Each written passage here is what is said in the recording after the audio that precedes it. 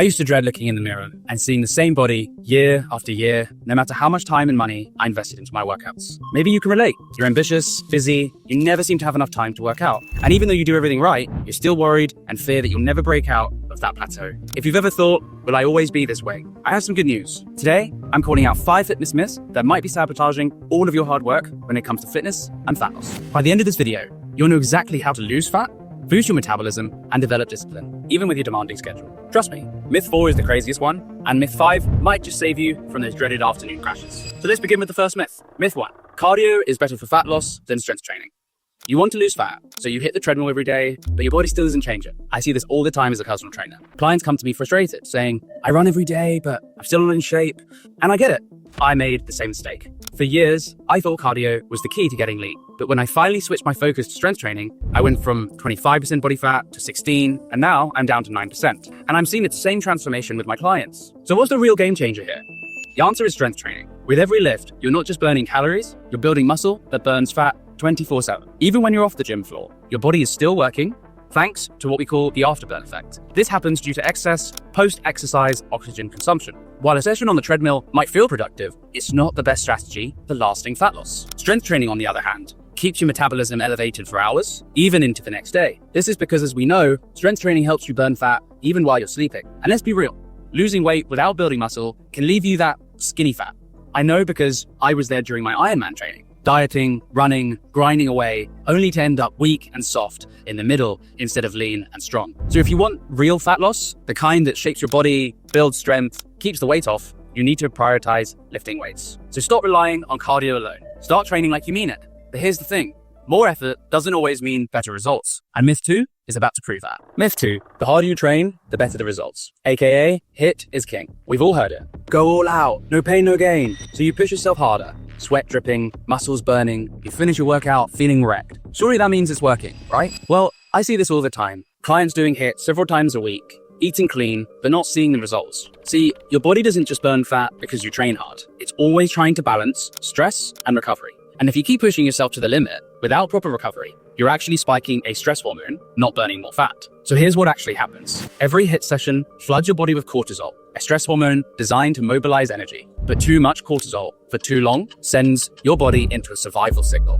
It says, store fat for later, especially belly fat, because it's the easiest to access when your body wants energy fast. Also, if you're undereating, which a lot of people do, it means you're not recovering properly, which puts your body in a further state of panic. What does this do? It's going to break muscle down for energy, instead of actually helping you build your muscles. So as a result, you're going to feel exhausted, your progress is going to stall, and fat loss will slow down. HIIT isn't bad, it's just not the whole picture. Without enough recovery and the right nutrition, you're fighting against your own body instead of working with it. And if you want help putting this into action, if you're serious about transforming your body the right way, I've got 2 ways I can help. The first, if you're in Abu Dhabi, I train clients on the most pristine beach in the Middle East, in fresh air, sunlight, and you often see dolphins. Whether it's fat loss, strength training, or athletic performance, I work one-on-one to get real results. The second way I can help, for those outside Abu Dhabi, I've created an online coaching program to help guide you through this process from anywhere in the world. From customized fat loss coaching to Ironman level training, there's a program that fits all your goals. And to see more of my work, you can click on the link in the description and check out my newsletter. It gives you bite-sized information on health and fitness tips. All right,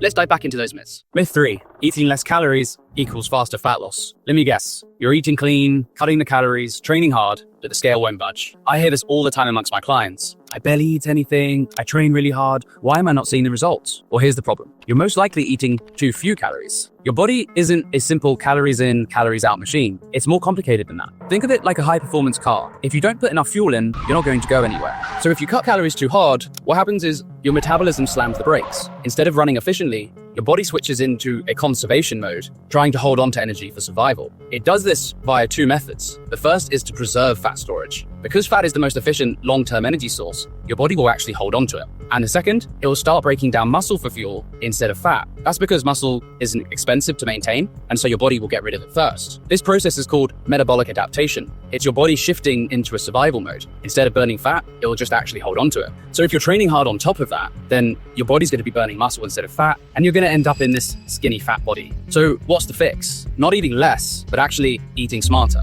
That means enough protein to build muscle and for recovery, whole foods to fuel your actual workouts, and not constantly starving yourself. When you feed your body the right way, your metabolism stays fast, your energy improves, and you actually burn fat more efficiently. So stop punishing your body with ultra low calories, fuel it properly, and watch everything change. Myth 4. Spot reduction is real. You want abs. Who doesn't? So you crank out hundreds of crunches a day, but your belly fat isn't budging. I see this all the time as a personal trainer, and my clients come to me saying, I just want to tone my arms, or how do I just lose my little but lower belly fat? But the truth is, you can't really pick and choose where your body burns fat. Your body doesn't burn fat from the area you're training. It pulls from fat stores all over. But where does it come from first? Well, that's all down to your genetics and your hormones. Some people lose fat from their face and arms, others hold onto their belly right until the very end, because their body is just hardwired to do so. Mine certainly is. So no amount of crunches will actually override this. So what actually works is taking a full body approach. That means strength training, that means your cardio, smart nutrition to gradually lose overall body fat. Over time, that stubborn belly fat, those thighs, whatever it is, it will lean out, and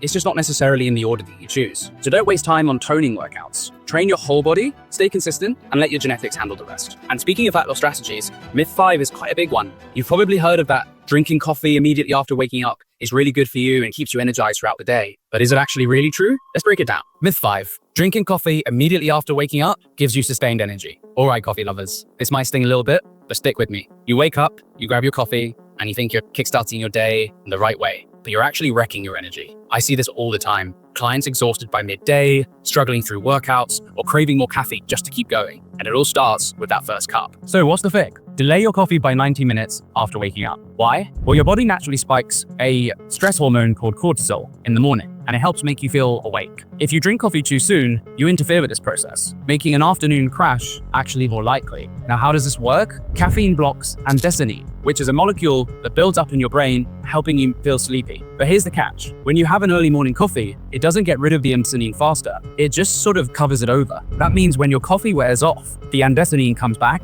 and that leads to an afternoon crash in your energy levels. So what's the solution? Wait 90 minutes before your first coffee, and you're gonna have sustained energy levels throughout the day. So bonus tips to optimize your morning: start with some stretching and some mobility exercises, get some natural sunlight on your face, and rehydrate, because your body's gonna be very dehydrated from the night before, and adding a little bit of Himalayan salt or an electrolyte is even better. So remember, true transformation requires discipline, not just motivation. And if you're ready to break free from these endless fitness myths and finally get the results that you're after, then join my coaching program. In there, I help with sleep, nutrition, exercise, and mental wellness habits that really come together to help you master your life, build consistency, and achieve what you've always wanted. Thanks for watching, guys. If you found this helpful, please hit the like button, subscribe, and if you have anyone that you know would benefit from these videos, please share my YouTube channel. It really helps to grow it. And until next time.